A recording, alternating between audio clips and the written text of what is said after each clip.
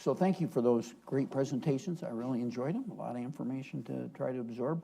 I want to talk first, and we're going to give the audience a chance to ask questions, but I'm going to ask a few first. So the first thing I want to talk about is timing. In the journal, and a lot of articles about this, even in the popular press, about what we could really expect from measures to change emissions, especially carbon emissions. So the question is, if we could do that, which is by no means certain that we're going to be successful doing that, how long would it take before you begin seeing impacts on the mosquito, on the spread of illness, on all the various effects that are shown in this volume to have an impact, that are impacted by temperature? How long will it take? So I can talk about that. I guess one of the problems with talking about climate change is that there's so many different time scales to be aware of. So I think the scientists say now that even if we cut carbon emissions to zero tomorrow, temperatures are going to still keep rising for a while. So we're already on that path, and we're going to have to deal with it. So it'll take a long time before we see. We probably won't see reduction in temperature, but to see that it doesn't keep increasing even more, that will take a while. What I was trying to talk about in my presentation is there's some things like reducing pollution, which will have an impact on climate change, but we would also see a more immediate benefit because that has an immediate health benefit. If you reduce, it also has a more local benefit. If you reduce particulate matter in Washington, D.C., people in Washington, D.C. will benefit from that pretty much, say, in the next decade. And then the time scale where we're talking about responding to the Zika virus, that's something where we need to respond right now. We wish we had responded yesterday. So I think, that just makes it difficult because you have to juggle all these time scales.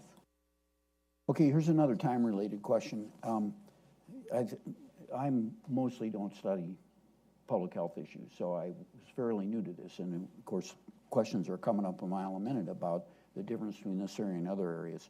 One thing about this area that is really interesting, and public health in general, is that a lot of things haven't happened yet that you're worried about. And those are particularly hard to convince people that they ought to watch out because this could happen. And it's also difficult to convince Congress that we ought to spend money on things that didn't happen yet, because we have a lot of things that happen yet that we have to spend money on, that we are spending money on. So we'll come back to this later, but this is a problem with this whole area of trying to get people prepared for what could happen a year or 5 or 10 years from now. The example of pregnant women is a great example, and we really don't have even very good information from Brazil yet about exactly what percentage of women get it and all that sort of thing. So the data laying out the problem is pretty. So how do you deal with that? What are the conclusions we should draw from this? Do you have ideas about how we can convince people, the public, and especially policymakers, that this is a big threat, and you better take care now, or you're going to be sorry later? I could say one thing on that, which is I think that how we market climate change, we always talk about it in terms of these 1-2 degrees Celsius increases, which, if it's December, it's kind of hard to viscerally feel that that's a bad thing. What I like to do and how I like. We should plan our hearings in Washington on days when it's going to be 100. That's the point. I think I like how you brought up the distributional changes, and that's what I think is important to emphasize. So coming up with these metrics that are really easy to feel. So the amount of hot days we're going to experience. So not a 2 degrees increase in Celsius temperatures. Like how many days are we going to experience that are above 80, 90 degrees Fahrenheit? Because even in December, I feel what that's like. I think this is a huge challenge for public health in general, and not just because we have to get people to pay attention to things that haven't happened yet, but that when we're really successful, bad things don't happen. And so it's hard to point to the successes as well. And so sometimes in public health, people say, we feel sort of invisible because the only time that people notice is if it goes really badly. I think Zika has been an interesting example because it has been creeping our way. And so it's not something where, there's huge person-to-person transmission like Ebola, where people were very afraid that if we had and did have even one case in the United States, that we were going to see something very dramatic happen. But I do feel in our communications with Congress and in the statements that I've been seeing that they are recognizing the seriousness of this issue. And I think, seeing what's happening in Puerto Rico it has really moved people. So I'm hopeful that we have been effective in communicating what the risk is. And at the same time, it is, the risk to the continental United States, we think is rather limited in terms of person-to-person, or in terms of mosquito transmission on the continent. So, we don't want to alarm people and make it sound scarier than it is, but we do want to have better data, be able to target interventions, and prevent as many cases in pregnant women as possible. One other thing that I think we ought to just discuss briefly, not for just a brief period, this mosquito differs, according to entomologists, from other mosquitoes in many ways that are related to this illness. And one of them seems to be that it's hard to kill. And a lot of the things that we've done in the past, especially spray them, and spray in areas like we'd spray in forests and so forth, will not have an impact or have a modest impact. So if you can't use sprays, doesn't that kind of limit our, not that you can't use them, but they'll be less effective. And the most effective means is to actually go into people's houses and spray their house, which a lot of people are going to resist. So if that's not off the table, but not going to be a major method of control, what are we going to do? How are we going to control the spread and kill the mosquito in the areas that we're worried about? I think this goes to drainage, to attacking them at the source. So I think the Aedes aegypti breeds in small pools of water. And so this is maybe informational campaigns about just being mindful around your house. And I think that if we could stop that part, and this probably suggests maybe going into developing countries and doing where there actually is this problem. That's where the returns are going to be, not necessarily like in the south of the United States. The returns are probably going to be higher there for these sorts of educational campaigns. The United States had yellow fever up until about 1905, and it was a real problem in New Orleans. And they actually conquered it just by these informational campaigns. And they had a lot of economic incentive to do so because it was an important trade town in the U.S. Well, and health incentives too, right? Yeah. I mean, people respond if they feel like their health or the health of their children. That is quite a motivator.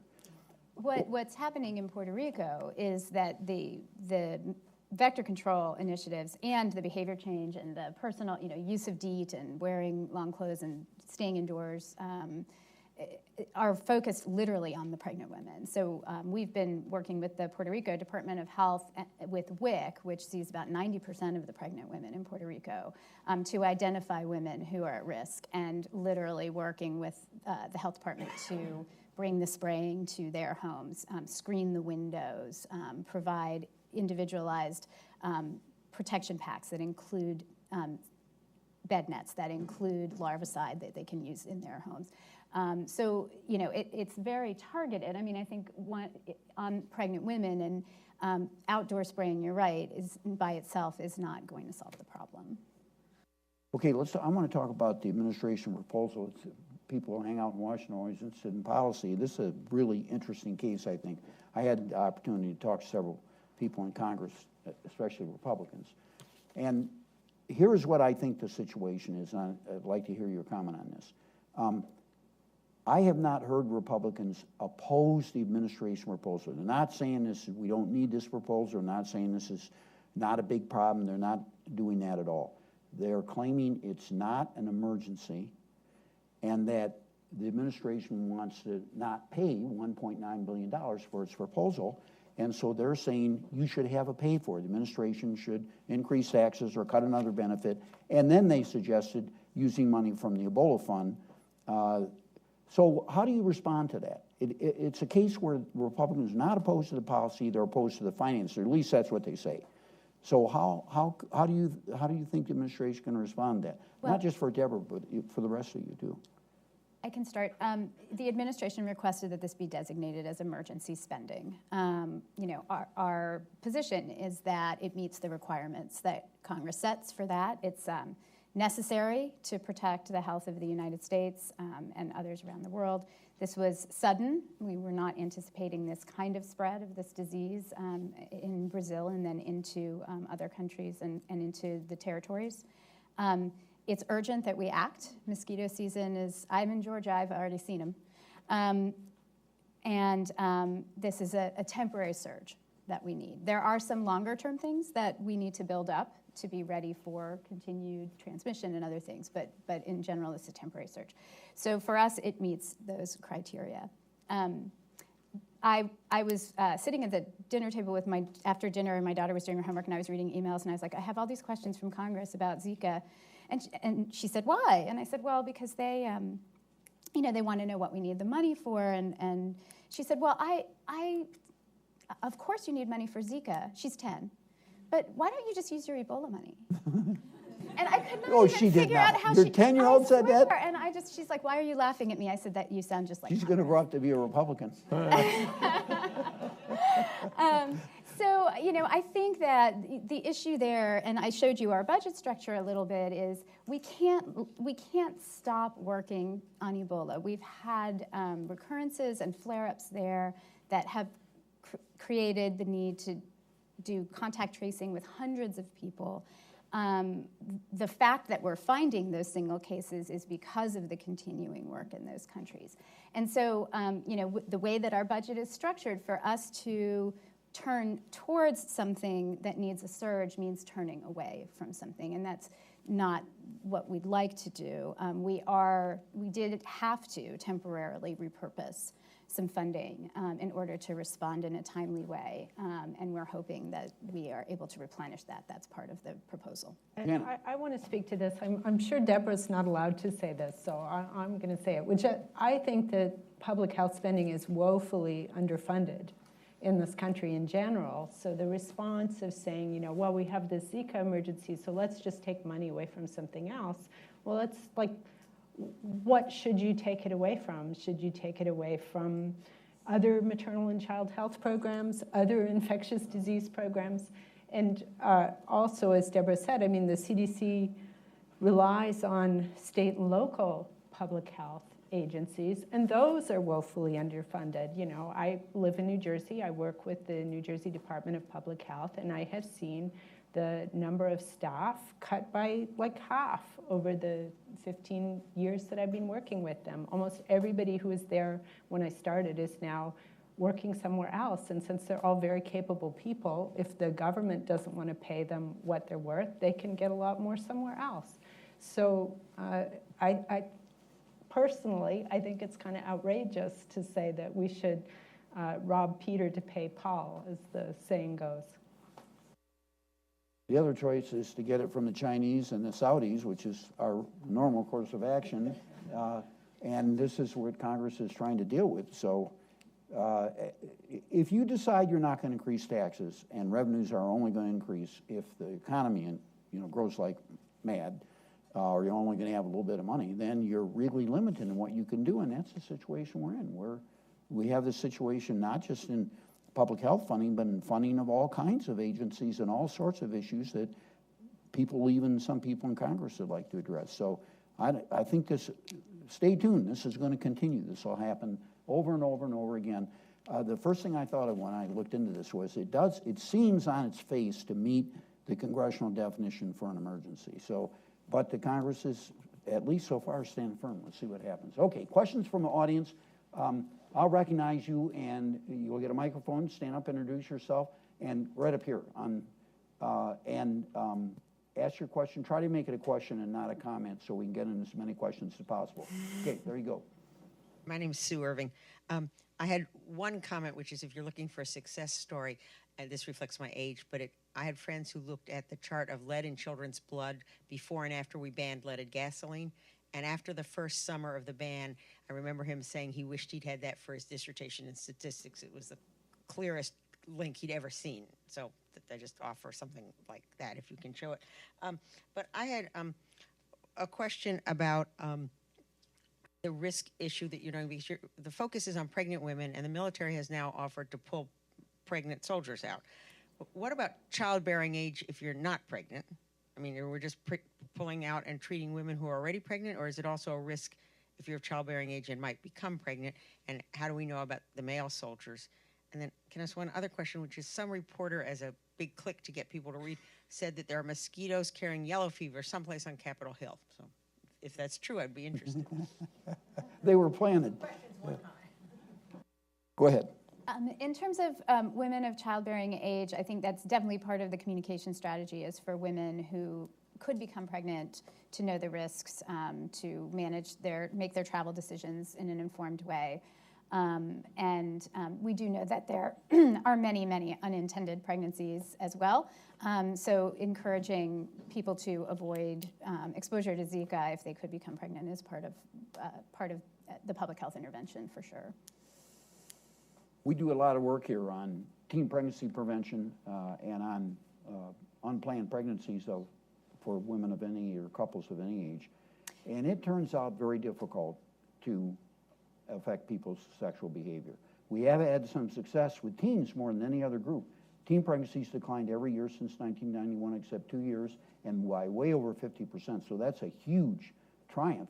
But it's still very difficult, especially for people in their 20s. They're beginning to come down a little bit, but the rates are, in historical terms, huge.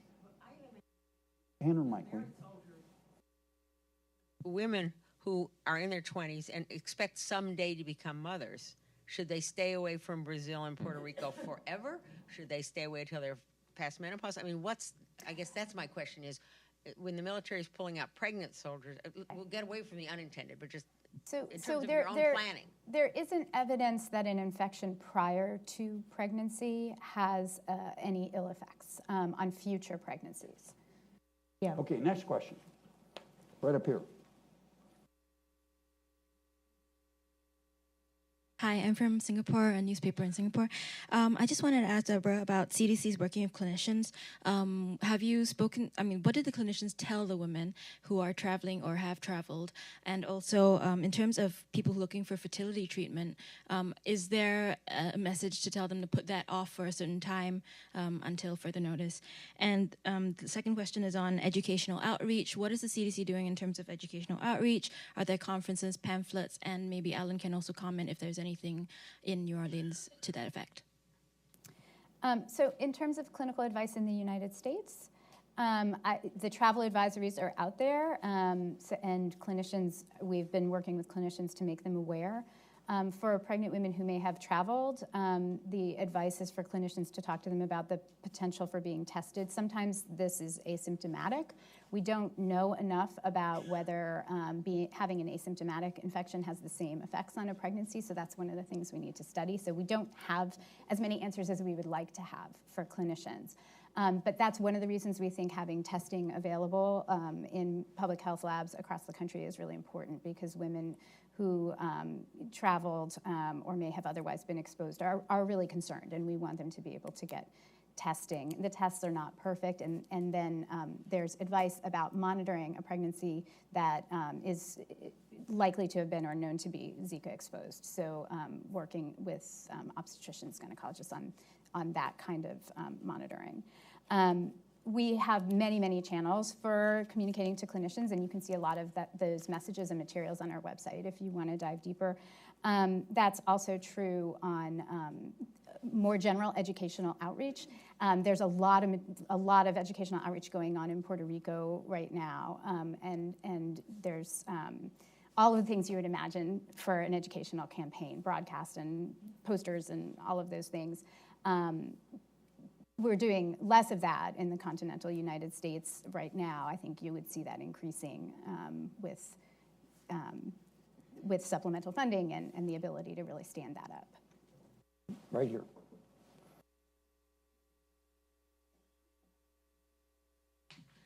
Hi, my name's Ariana Skybell. I'm a reporter with Greenwire. I'm wondering what the environmental factors or economic factors are that are making Zika more prominent in Puerto Rico. For example, you mentioned air conditioning. So yeah. We had an article come out just last week in the very excitingly named Morbidity and Mortality Weekly Report on the epidemiology in Puerto Rico that I think would answer a number of those questions. I think what you see is, a lot of breeding areas, a lot of standing water. I'm told this mosquito can breed in a bottle cap. So when we think about standing water, it's not just that bucket, but it's, just little micro environments where they can breed. There's a lack of window screens and air conditioning. There are junkyards and abandoned homes that have a lot of standing water. So it's the proximity with which people are living as well. So is that?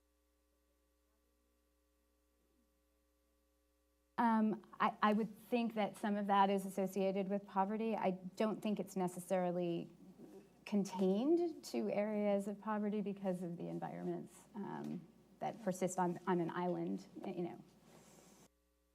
Yeah, Yes, heat and humidity are obviously important, right? Yeah. So. It's less clear like what the causal relationship is between poverty and these mosquito-borne diseases, because historically we've just had a lot of people living in hot and humid places, and so you can't say if that's just from the history of poverty, the just two being just sort of spuriously correlated. I guess I'm wondering.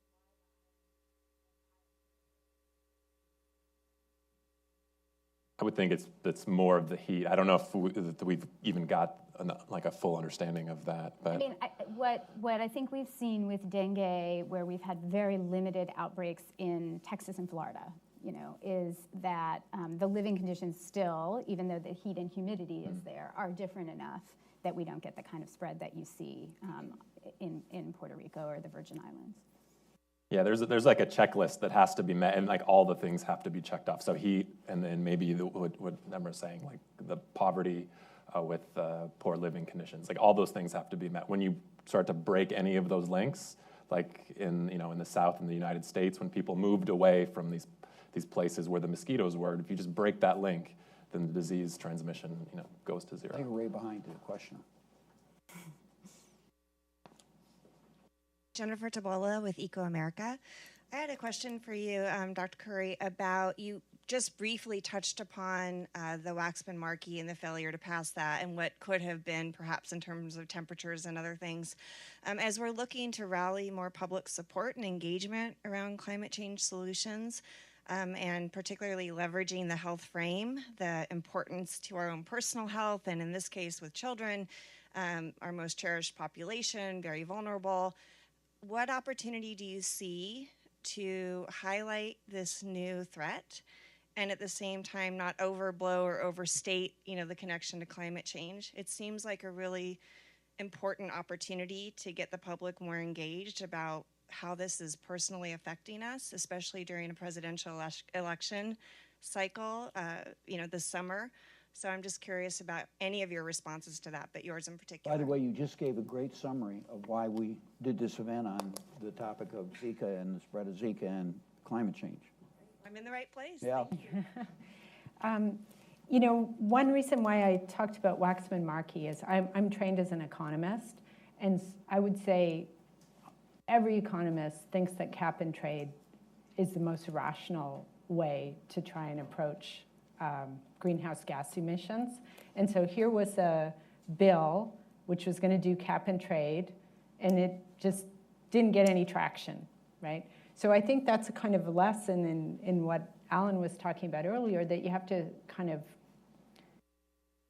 present things in a way that that is appealing to people, that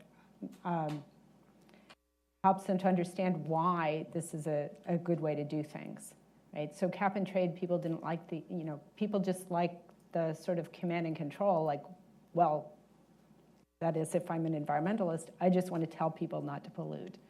and that's actually not very practical in many cases. And so trying to, I guess, do the work to explain to people why this is a reasonable way to proceed is important. On the threat from Zika, I guess people have been saying a number of times this isn't probably going to be an explosive threat in the US, but I guess the way I think about it is it might end up being more like West Nile, for example, where we saw something, it was introduced, we saw it moving up. It follows very much the geography of places where there are lots of mosquitoes. So we have it in New Jersey, and there's not huge numbers of cases of West Nile, but there are cases every year. So if Zika takes hold, we saw the map of where the mosquitoes are. Yeah, we're not going to get thousands of cases, but there probably are going to be cases every year, and there probably are going to be kids that are born with these horrible birth defects. And so it's important for people to know that so that it doesn't get established and we don't end up having that new equilibrium. I think one thing that Debra said here that we ought to keep in mind, and it's another opportunity exactly in response to your question, is that you could make the argument, and you did, you suggested one of the problems with making the public health argument is if we're real successful, the problem doesn't get big. So people say, see, we spent all that money, the problem wasn't that big. So you could turn that around, though, and you can say, and you have to be on the offensive to do this, but people in Washington are used to that, is to say the reason that this thing didn't get out of control is because we took precautionary measures. It only cost us, I can imagine a benefit cost case you could make, how many cases of babies with stunted brains you're going to have before people think, wow, is it worth spending $1 billion on something like that? Back here, right, yeah. Hi, I'm Molly Rauch. I'm with Moms Clean Air Force, and one of the things that we do is try to educate parents about the links between climate change and health. And so I have a question about the Zika epidemic. I was just wondering if you think we have any evidence that this epidemic is fueled by climate change, or rather do you see this as an example of how climate change may threaten us in the future? And this is important just in terms of how we frame our education to our members. We're not really able to determine the role that climate has played in this outbreak. It didn't happen slowly over time like climate change does, and we can't really disentangle that from other factors like global travel, living conditions, just the virus getting to an immunologically naive population.